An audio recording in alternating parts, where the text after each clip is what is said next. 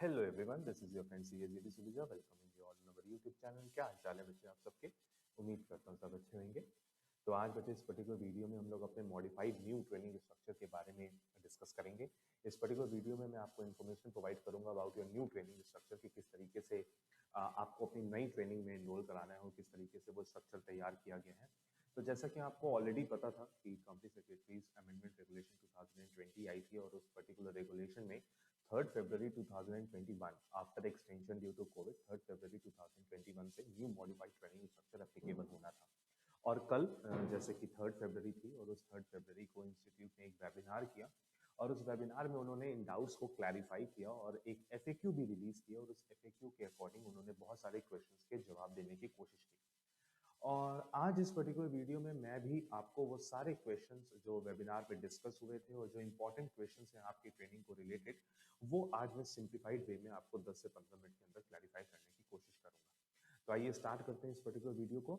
जैसा कि आपको आपकी स्क्रीन पे दिख रहा होगा कि जो एफएक्यूज हैं और उन एफएक्यूज के अलावा अगर मैं आपको बोलूं तो आज प्रेजेंट टाइम पे मतलब कल से 3 फरवरी 2021 से कोई भी बच्चा अगर अंडर कंपनी सेक्रेटरीज कोई भी कंपनी सेक्रेटरी की ट्रेनिंग करना चाहता है तो उसको 21 मंथ्स की ट्रेनिंग करनी होगी। That is mandatory. अब कोई भी पहले होता था कि आप ट्रेनिंग कर सकते हो एग्जीक्यूटिव के बाद 24 मंथ्स की, प्रोफेशनल के बाद 12 मंथ्स की। अब वो सब कहानियां खत्म। एक यूनिफॉर्म ट्रेनिंग स्ट्रक्चर लेकर आए हैं और बोला गया जिसको भी ट्रेनिंग करनी है 21 मंथ्स की लॉन्ग टर्म ट्रेनिंग करनी ही होगी। जो ये 21 मंथ्स की ट्रेनिंग है आप ये प्रैक्टिसिंग कंपनी सेक्रेटरी के अंडर में भी कर सकते हो और एक कॉर्पोरेट एंटिटी में भी कर सकते हो। इंस्टीट्यूट ने क्लैरिफाई किया कि कौन कौन सी कॉर्पोरेट एंटिटीज इसमें कवर होंगी, ठीक है, वो अलग बात है। बट अभी हम प्रेजेंट टाइम की बात ये करते हैं कि आज अगर आप ट्रेनिंग स्टार्ट करना चाहते हैं तो आपको 21 महीने की ट्रेनिंग करनी ही होगी। दूसरी चीज, इस 21 महीने की ट्रेनिंग करने से पहले आपको 1 महीने की 1 मंथ की ईडीपी करनी होगी। बिना ईडीपी किए आप नए ट्रेनिंग स्ट्रक्चर में 21 मंथ्स की ट्रेनिंग स्टार्ट नहीं कर सकते। यहाँ पे बच्चों को बहुत बड़ा डाउट था। डाउट इसलिए अराइज हुआ कि कोविड की वजह से इस पर्टिकुलर ईडीपी, पहले भी यही लिखा हुआ था कि पहले 1 महीने की ईडीपी करिए देन 21 महीने की ट्रेनिंग करिए। बट कोविड की वजह से बच्चों की ईडीपी कंडक्ट नहीं हो पाई थी। तो इस वजह से एक नोटिफिकेशन आई थी इन द मंथ ऑफ अगस्त और उसमें नोटिफिकेशन में ये लिखा था कि अगर बच्चे ट्रेनिंग स्टार्ट करना चाहते हैं 21 मंथ्स वाली तो कर सकते हैं और इस ट्रेनिंग स्टार्ट करने के विद इन 6 मंथ्स वो अपनी ईडीपी कंप्लीट कर लें, ऐसा बोला गया था क्योंकि तब फिजिकल मोड में ईडीपी नहीं हो पा रही थी। आज लेकिन प्रेजेंट टाइम पे वो अगस्त वाले 6 महीने भी खत्म हो चुके हैं और आज की अगर हम बात करें तो आज प्रेजेंट टाइम पे अगर कोई एनरोल करना चाहता है ट्रेनिंग के लिए आज से या 3 फरवरी से, तो इन दैट सिचुएशन उसको पहले ईडीपी करनी होगी। वो 6 महीने की रिलैक्सेशन जो बोला गया था कि 21 महीने की ट्रेनिंग स्टार्ट कर लीजिए देन 6 महीने के अंदर ईडीपी कर लीजिएगा, वो सब खत्म हो गया, बिल्कुल खत्म हो गया। अगर आपने 3 फरवरी से पहले ट्रेनिंग स्टार्ट की थी 21 मंथ्स वाली न्यू ट्रेनिंग स्ट्रक्चर में तो आपके ऊपर वो नोटिफिकेशन थी कि आप 6 महीने के अंदर अंदर ईडीपी कर लीजिए। बट अगर आज से आप अपना नया ट्रेनिंग स्टार्ट करना चाहते हो from the very first day आज से, तो आपको पहले ईडीपी करनी ही होगी 1 महीने की। उसके बाद आप अपनी 21 महीने की ट्रेनिंग स्टार्ट कर सकते हैं। ठीक है, अब ध्यान से सुनिए। जो ये 1 महीने की ईडीपी है, ये 1 महीने की ईडीपी बच्चे 2 पार्ट में डिवाइड की है इंस्टीट्यूट ने। एक 15 डेज का इलेक्ट्रॉनिक प्रोग्राम जिसको इन्होंने ईईडीपी नाम दिया, ई इलेक्ट्रॉनिक मोड में ईडीपी करवाई, और एक 15 डेज का रिमेनिंग प्रोग्राम जो फिजिकल मोड में ईडीपी हुई। और इंस्टीट्यूट ने कल अपने वेबिनार में इस चीज को क्लैरिफाई किया कि जो ये फिजिकल मोड में ईडीपी होनी है, ये इंस्टीट्यूट के रीजनल ऑफिसेस में, इंस्टीट्यूट के चैप्टर्स में, हर जगह ये कंडक्ट करवाई जाएगी। धीरे धीरे करके आपको नोटिफिकेशंस रिसीव होने लग जाएंगी डिफरेंट डिफरेंट चैप्टर्स की। आप अपने नियर बाय चैप्टर या नियर बाय रीजनल ऑफिस में कांटेक्ट कर सकते हैं और वो आपको फिजिकल मोड में होने वाली ईडीपी के बारे में इंफॉर्मेशन दे देंगे।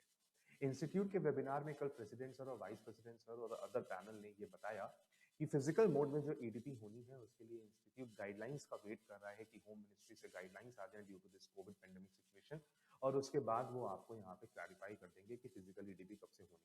बट जब तक आपकी, अब ध्यान से सुनिएगा, आज अगर आप ट्रेनिंग स्टार्ट करने का सोच रहे हैं तो जब तक आपकी ये दोनों 15-15 दिन वाली ईडीपी नहीं हो जाती तब तक आप अपनी 21 महीने की ट्रेनिंग स्टार्ट नहीं कर सकते। फिर दूसरी चीज, जो ये 15 डेज का ईईडीपी प्रोग्राम है, ये आपके ई लर्निंग पोर्टल जो बच्चे ऑलरेडी अभी एग्जाम दे चुके हैं उनको पता होगा कि ई लर्निंग पोर्टल में उन्होंने प्री असेसमेंट एग्जाम्स दिए थे और उसी ई लर्निंग पोर्टल पे ईईडीपी के 15 डेज का प्रॉपर लेक्चर्स अपलोडेड हैं। आप उनको देखकर वहां पे कंप्लीट कर सकते हैं। वो 15 डेज एक क्वेश्चन ये भी अराइज हुआ था कि सर जैसे ये ईडीपी तो ई लर्निंग पोर्टल पे है और फिजिकल मोड वाली ईडीपी तो हम लोग को चैप्टर में जाके करनी होगी या रीजनल ऑफिस में जाके करनी होगी, क्या हम ऐसा कर सकते हैं कि 15 डेज वाली फिजिकल ईडीपी करने जाएं चैप्टर में, शाम को फ्री हो जाए और रात में घर आके वापस से इलेक्ट्रॉनिक मोड वाली ईडीपी कर लें ई लर्निंग पोर्टल पे? क्या साइमल्टेनियसली दोनों हो सकती है? यस, पॉसिबल, बिल्कुल पॉसिबल है। इंस्टीट्यूट ने पूरा पूरी तरीके से एफएक्यू में इस चीज को क्लैरिफाई किया है कि हाँ आप दोनों एक साथ कर सकते हैं। तो इसमें अब कोई डाउट नहीं है। इट्स लाइक कि आपको 30 डेज वेस्ट नहीं करने, आप 15 दिन के अंदर ही दोनों कर सकते हो, क्योंकि एक इलेक्ट्रॉनिक मोड में आप अपने घर बैठ के रात में देख लीजिएगा और एक फिजिकल मोड में है जो आपको फिजिकली जाके अटेंड करनी पड़ेगी। ठीक है, जब तक ये दोनों 15-15 दिन वाली ईडीपी नहीं हो जाती तब तक आप 21 महीने की ट्रेनिंग नहीं कर सकते। आइए ध्यान से देखते हैं कि यहाँ एफएक्यूज में आपके सबसे पहले ये लिखा हुआ है कि कौन कौन सी training, modified training structure actual में है क्या। तो देखिए सबसे पहले आपके सामने यहाँ पे देखिए दिया हुआ है कि when is the new training structure applicable on the student. तो सबसे पहले तो यही बोला गया कि न्यू ट्रेनिंग स्ट्रक्चर एप्लीकेबल कब से होगा, तो बच्चे 3 फरवरी 2021 से ही एप्लीकेबल हो चुका है ऑलरेडी। तभी देखो यहाँ पे लिखा भी हुआ है कि the new training structure as per regulation this is effective from 3 फरवरी 2021। और इस 3 फरवरी 2021 के जो न्यू ट्रेनिंग स्ट्रक्चर आया है इसमें क्या ट्रेनिंग स्ट्रक्चर दिया है, तो ध्यान से देखिएगा। The students are required to complete the following training programme that is EDP for 1 month duration after passing of executive programme examination. मतलब आप एग्जीक्यूटिव से या एग्जीक्यूटिव में रहते हुए तो ट्रेनिंग, अभी ध्यान से सुनिएगा, एग्जीक्यूटिव में रहते हुए तो ट्रेनिंग कर ही नहीं सकते। पहले आपको एग्जीक्यूटिव क्वालिफाई करना है, एग्जीक्यूटिव क्वालिफाई करने के बाद 1 महीने की ईडीपी करनी है, फिर 1 महीने की ईडीपी करने के बाद 21 महीने की ट्रेनिंग स्टार्ट कर दीजिएगा। तो सबसे पहले तो ईडीपी करनी है for 1 month duration after passing of executive programme. Then practical training start होगी फॉर 21 मंथ्स, यूनिफॉर्म है फॉर एवरीवन, 21 महीने की सबको करनी है after the completion of EDP on whole time basis during normal working hours. Whole time basis का मतलब है कि you need to perform a 21 month training under a PCS और under a corporate, under employed company secretary in a corporate, और आपको ये whole time basis पे करनी है, कोई पार्ट टाइम ट्रेनिंग आपकी नहीं है। कहाँ कहाँ ट्रेनिंग कर सकते हैं आप, तो कहाँ कहाँ ट्रेनिंग करने के लिए पहला पॉइंट आपके सामने लिखा हुआ है कि in a company having a company secretary, in a company having a company secretary in whole time employment, एक ऐसी कंपनी में जहाँ पे whole time company secretary in employment already employed है, या in any other company fulfilling such criteria as must be determined by the institute. Institute की एक notification है और उस नोटिफिकेशन में और एंटिटीज के बारे में लिखा हुआ है कि आप कहाँ कहाँ ट्रेनिंग कर सकते हैं, टर्नओवर और कैपिटल के बेसिस पे वहाँ पे क्राइटेरिया दिया हुआ है। ठीक है, तो आप जब किसी भी कंपनी में ट्रेनिंग करने जाइएगा तो आप ये क्लैरिफिकेशन देख लीजिएगा कि यहाँ पे वो क्राइटेरिया में वो कंपनी फॉलो करती है या नहीं करती। Although companies are much aware about this notification, company में जब आपको रिक्रूट किया जाएगा तो उनको भी पता होगा कि वो कंपनी इस पर्टिकुलर क्राइटेरिया में फॉलो करती है या नहीं करती। या फिर आप ट्रेनिंग कर सकते हैं under a company secretary in whole time practice fulfilling such criteria as determined by the institute. वहां पे भी एक क्राइटेरिया ये डिसाइड बताया गया है कि एक particular whole time practising company secretary अपने अंडर में कितने ट्रेनिंग्स को रजिस्टर कर सकता है, डिपेंडिंग अपॉन द एक्सपीरियंस। कि 1 साल का एक्सपीरियंस है अभी कंपनी सेक्रेटरी को तो वो कितने ट्रेनिंग अपॉइंट कर सकता है, 5 साल का एक्सपीरियंस है तो वो कितने अपॉइंट कर सकता है, 10 साल का एक्सपीरियंस है तो वो कितने कर सकता है, तो वो आपको चेक करना होगा। वो आपको आपका प्रैक्टिसिंग कंपनी सेक्रेटरी ही इंटीमेट कर देगा। और इन एनी अदर बॉडी, कॉर्पोरेट और इंस्टीट्यूशन और ऑर्गेनाइजेशन और एंटिटी फुलफिलिंग द क्राइटेरिया, जो नोटिफिकेशन में लिखा होगा आप बाद में देखिएगा।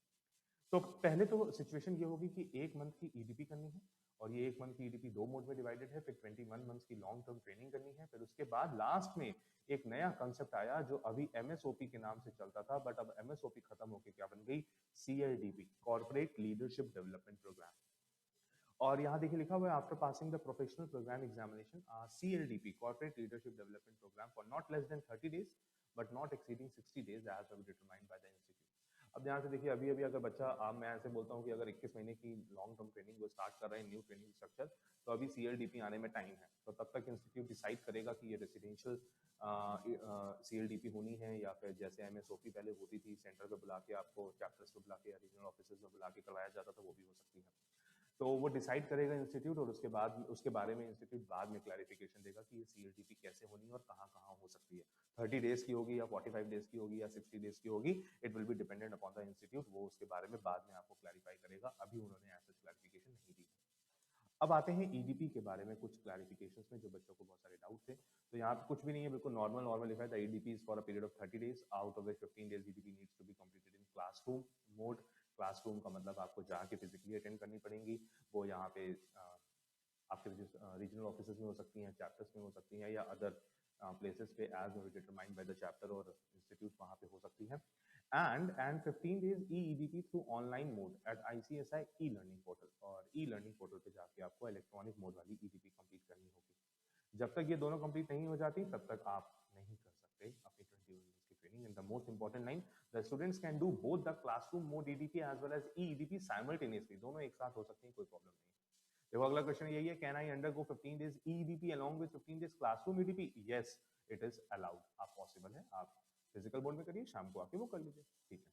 फिर उसके बाद हाँ, एक क्वेश्चन और इंस्टीट्यूट ने बहुत अच्छे तरीके से क्लैरिफाई भी किया और इस पे क्लैरिफिकेशन चाहिए भी थी कि अभी तक क्या होता था, जो पुराना ट्रेनिंग स्ट्रक्चर होता था उसमें 2 डेज 3 डेज 5 डेज करके 15 डेज का एक एकेडमिक प्रोग्राम होता था, जिसको मैं बोलते थे 15 डेज एकेडमिक प्रोग्राम। अब बच्चे कहते हैं सर मैं 15 डेज का एकेडमिक प्रोग्राम ऑलरेडी कर चुका हूँ, ऑलरेडी इंस्टीट्यूट को फीस दे चुका हूँ, अब क्या मेरे को फिर से 15 दिन वाली फिजिकल मोड वाली EDP करनी होगी? तो इंस्टीट्यूट ने बोला कि अगर आप वो 15 दिन वाला एकेडमिक प्रोग्राम कर चुके हैं, अगर वो आप 15 डेज वाला एकेडमिक प्रोग्राम कर चुके हैं, तो इन दैट सिचुएशन जो 15 डेज की फिजिकल EDP होनी है वो आपकी एग्जेम्प्ट हो जाएगी। और अगर आपको ये जो 15 डेज की फिजिकल EDP होनी है, ये क्या हो जाएगी? एग्जेम्प्ट। और ये एग्जेम्प्ट कब होगी? अगर आपने क्या किया हुआ है, वो 15 दिन वाला एकेडमिक प्रोग्राम किया हुआ है, ये ध्यान रखना। अब ध्यान से, अब अगर आपने 15 दिन वाला एकेडमिक प्रोग्राम नहीं किया हुआ है, तो आपने इंस्टीट्यूट को कोई, ना ही आपने कोई ट्रेनिंग की है, ना ही आपने इंस्टीट्यूट को कोई फीस दी है, तो अब तो आपको फिजिकल मोड वाली EDP करनी होगी। और अगर आप 15 दिन वाला एकेडमिक प्रोग्राम कर चुके हो, वो 5 डेज 2 डेज 3 डेज वाला, तो इन दैट सिचुएशन उसका सर्टिफिकेट आपके पास होगा। इंस्टीट्यूट कह रहा है वो 15 दिन का सर्टिफिकेट हमको दो, हम आपकी 15 दिन की फिजिकल EDP एग्जाम कर देंगे।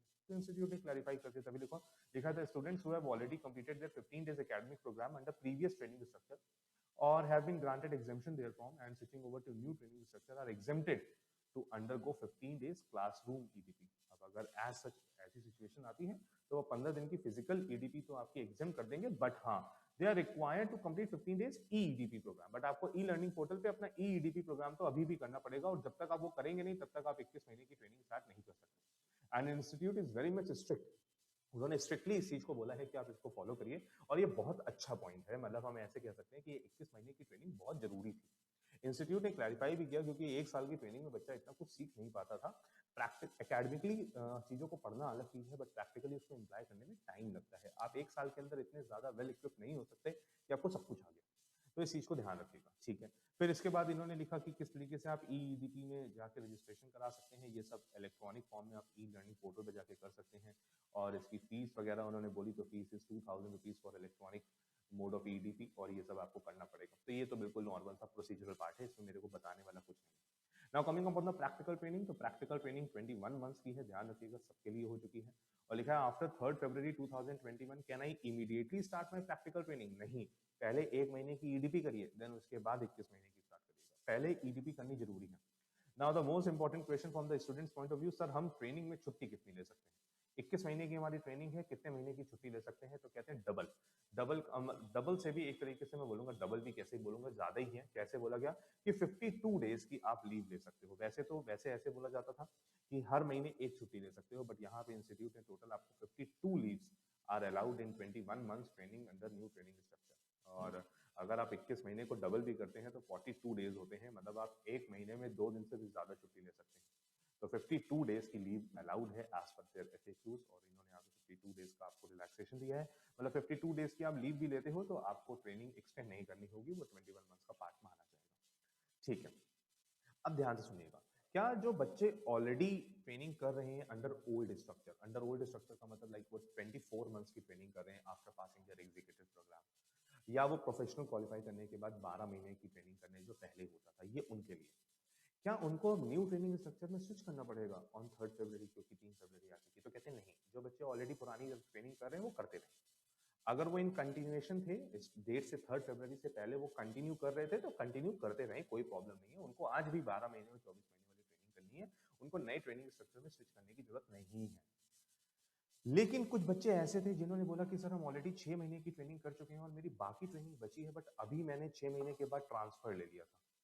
ये ऐसे बहुत सारे बच्चे कि जिन्होंने 6 महीने की ओल्ड ट्रेनिंग स्ट्रक्चर में, ये जो 6 महीने की ट्रेनिंग थी ये ओल्ड ट्रेनिंग स्ट्रक्चर में की, और उसके बाद उन्होंने अपनी ट्रेनिंग डिसकंटिन्यू कर दी किसी भी रीजन की वजह से, और आज प्रेजेंट टाइम पे वो डिसकंटिन्यूड ही है, और अब 3 फरवरी आ चुकी है, अब वो इसको कंटिन्यू करना चाहते हैं। अब अगर वो कंटिन्यू करेंगे तो उनको नया ट्रेनिंग स्ट्रक्चर फॉलो करना पड़ेगा, क्योंकि अब वो ओल्ड ट्रेनिंग स्ट्रक्चर में नहीं कर सकते। अगर वो कंटिन्यूएशन में होती तो करते रहते, बट अब डिसकंटिन्यू थी और अब वापस से स्टार्ट करना चाहते हैं under a new company secretary, new practising company secretary और new company secretary in employment, तो in that situation new training structure applicable हो जाएगा। और उनके लिए साफ साफ इंस्टीट्यूट ने कल अपने वेबिनार में बोला कि ये अगर 6 महीने की ओल्ड ट्रेनिंग स्ट्रक्चर में कर चुके हैं, ट्रेनिंग कर ले कोई बात नहीं, अब इनको पहले ईडीपी करनी होगी। अब इनको पहले ईडीपी करनी होगी। अगर उनका एकेडमिक प्रोग्राम हो चुका है, फिजिकल डेज की 15 डेज की एग्जामिशन ले ले, लेकिन ईडीपी तो करनी पड़ेगी। पहले ईडीपी करें, देन उसके बाद 21 मंथ्स की जो ट्रेनिंग थी, उस 21 मंथ्स की ट्रेनिंग में इनके 6 महीने माइनस कर दिए जाएंगे, क्योंकि वो 6 महीने वो ऑलरेडी ट्रेनिंग कर चुके हैं। तो बचे रिमेनिंग 15 मंथ्स। अब उनको 15 महीने की ट्रेनिंग करनी होगी, उसके बाद इनको सीएलडीपी करना होगा। सिंपल सी बात है। लेकिन अगर मैं ऐसे बोलूं कि कोई बच्चा ऐसा था जो 6 महीने की ट्रेनिंग ओल्ड ट्रेनिंग स्ट्रक्चर में कर चुका है और अभी भी वो कंटिन्यूड है, ऐसा उसने ट्रांसफर नहीं लिया, कंटिन्यूएशन में है, तो कहते हैं अब 6 महीने की ऑलरेडी हो चुकी है तो उसको नई ट्रेनिंग स्ट्रक्चर में आने की जरूरत नहीं है, वो पुराने वाले में ही कंटिन्यू रखे, कोई प्रॉब्लम नहीं है। और वो पुराने वाले में कंटिन्यू रखे, अगर उसकी 24 महीने की थी तो अब वो यहाँ पे 18 महीने की ट्रेनिंग करे। अगर न्यू ट्रेनिंग स्ट्रक्चर में आ जाता है तो फिर यहाँ पे उसको 15 महीने की करनी पड़ेगी। और अगर वो 12 महीने वाला स्टूडेंट है तो 6 महीने की ऑलरेडी कर चुका है, 6 महीने की और करे, कहानी खत्म।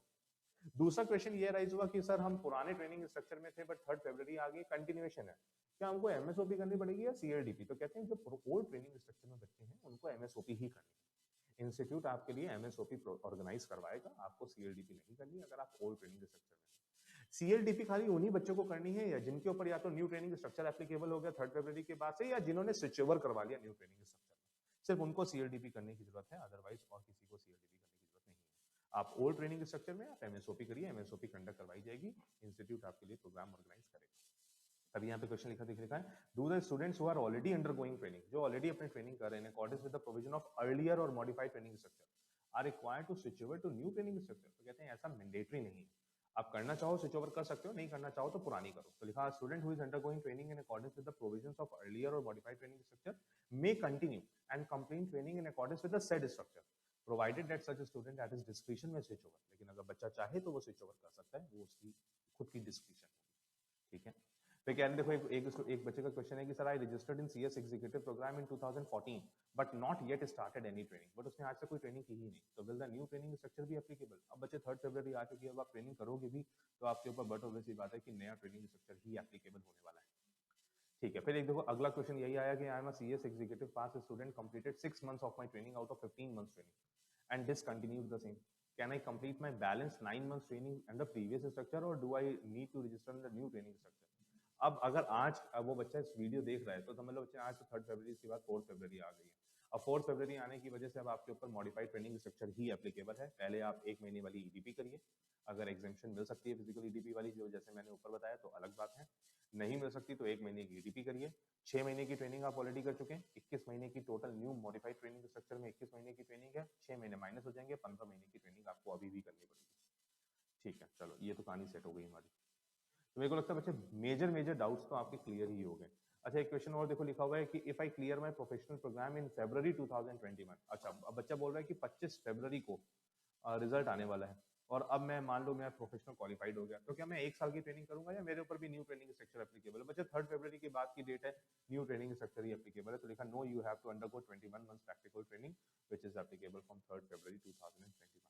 तो इसमें मेरे को लगता है आपके पास कोई डाउट ऐसा नहीं होना चाहिए। अच्छा यहाँ पे इंस्टीट्यूट ने ये भी क्लैरिफाई किया कि जब आप ट्रेनिंग स्टार्ट कर देंगे तो ट्रेनिंग स्टार्ट करने के विद इन 100 डेज आपको इंस्टीट्यूट को नोटिफाई करना होगा कि आपने ट्रेनिंग स्टार्ट कर दी। पहले ये 30 डेज 60 डेज भी होता था, बट आई लिखा था time limit for submission of training contract is 100 days of commencement of joining their training. तो 100 दिन के अंदर अंदर आपको इंस्टीट्यूट को इंटीमेट करना है, अदरवाइज मान लिया जाएगा कि आपने डमी ट्रेनिंग की है और डमी ट्रेनिंग एक्सेप्टेबल नहीं है।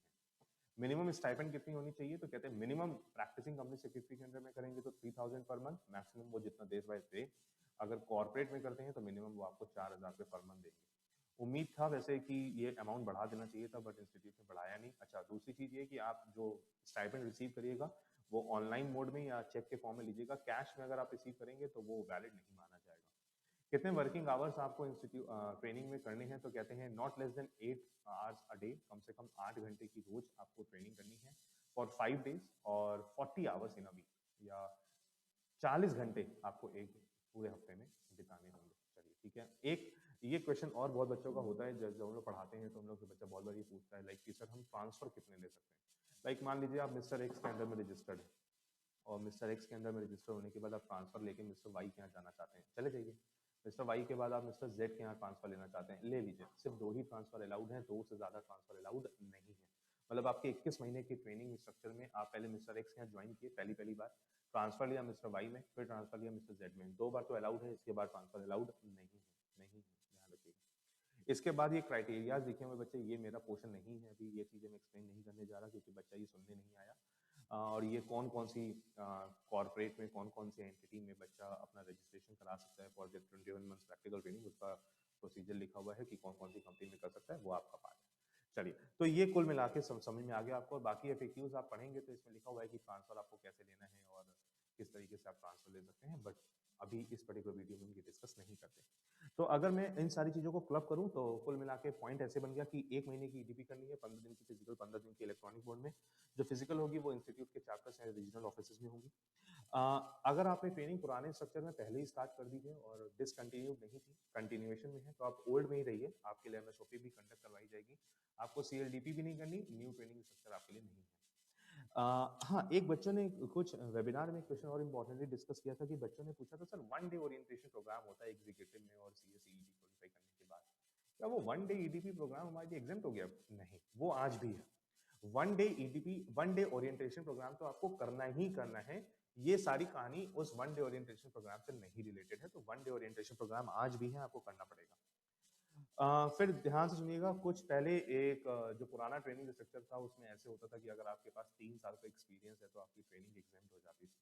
आज भी वो प्रोविजन है, बट वो 3 साल का एक्सपीरियंस बढ़ा दिया गया है और उसके लिए आपको दूसरी नोटिफिकेशन चेक करनी पड़ेगी। तो हाँ, कुछ लोगों के लिए एग्जाम्पशन है कि 21 मंथ्स की ट्रेनिंग कौन नहीं करेगा, जिसके लिए एग्जाम्पशन है। तो अगर आपके पास 3 साल का एक्सपीरियंस होता था पहले, तो तब वो एग्जाम्प्टेड होती थी, आज उस एक्सपीरियंस को भी बढ़ा दिया गया है। और ओल्ड ट्रेनिंग स्ट्रक्चर में अगर आप हैं तो आपको एमएसओपी आज भी करनी है, ठीक है। और 15 डेज एकेडमिक प्रोग्राम आप फिजिकल मोड में कर सकते हो। अगर आपने एकेडमिक प्रोग्राम किया हुआ है तो फिर आप फिजिकल मोड वाली ईडीपी एग्जाम करवा लीजिएगा। तो ये this was the whole important points जो डिस्कस किए गए थे। और एक वेबिनार में प्रेसिडेंट सर ने एक बहुत इंपॉर्टेंट चीज डिस्कस की और मेरे को बहुत अच्छा लगा कि उन्होंने ये बोला कि जब आप ट्रेनिंग करने जाइएगा तो सिर्फ सेक्रेटेरियल पे फोकस ना करिएगा। बीइंग अ कंपनी सेक्रेटरी, ध्यान रखिएगा, you are not going to be a company law secretary, you are going to be a company secretary. And company corporate में बहुत सारी चीजें हैं और आप लिटिगेशन में जाइए, आर्बिट्रेशन में जाइए, फेमा के रेगुलेशंस पढ़िए, आरबीआई के रेगुलेशंस पढ़िए, सिर्फ कंपनी लॉ पर रिस्ट्रिक्ट ना रहिएगा।